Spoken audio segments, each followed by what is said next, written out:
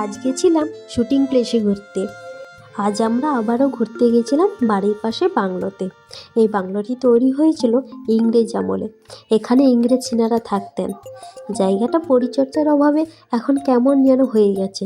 আগে তো পরিচর্যার জন্য একজন থাকতেন সরকারি কর্মচারী, উনিও এখন বদলি হয়ে গেলেন, আর জায়গাটা কেমন যেন জঙ্গলে পরিণত হতে শুরু করলো। জানেন তো, এখানে অনেক সমাধি আছে, তাই আমরা ছোট থেকে এখানে আসতে ভয় পেতাম। বড়রা ভয় দেখে রাখতো, বলতো যে এটা ভূত বাংলো।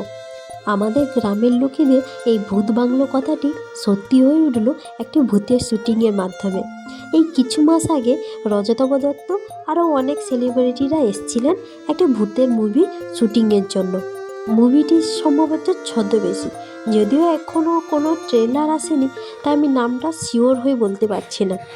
এইখানে নাকি সারা রাত শুটিং হয়েছিল, যদিও তখন আমি বাড়িতে ছিলাম না, তাই আমার কাছে আর কোনো ক্লিপ নেই। না হলে ক্লিপগুলি তোমাদের সাথে অবশ্যই শেয়ার করতাম। জানেন তো, আমরা ছোটোবেলায় এখানে অনেক পিকনিক করতাম। এখনও পিকনিক হয়, তবে ছোটোবেলার পিকনিকের মতন আর নয়। সেই ছোটোবেলার পিকনিকগুলো খুব মনে পড়ে এখানে যখন মাঝে মধ্যে ঘুরতে আসি। তবে ছোটোবেলায় আমরা কখনোই একা একা এখানে পিকনিক করতে আসতাম না। বড়রা কেউ থাকলে তখনই আসতাম, কারণ বড়রা সেই একটা ভয় দেখিয়ে রেখেছে যেটা হচ্ছে ভূত বাংলো, তাই কখনো একা আসতাম না আমরা। আমার এই ভূত বাংলোতে তোমরা যদি কেউ আসতে চাও অবশ্যই আমাকে জানিও। এবং আজকে আমার এই ভূত বাংলোর ভিডিওটি কেমন হয়েছে তোমরা প্লিজ কমেন্ট করে জানিও।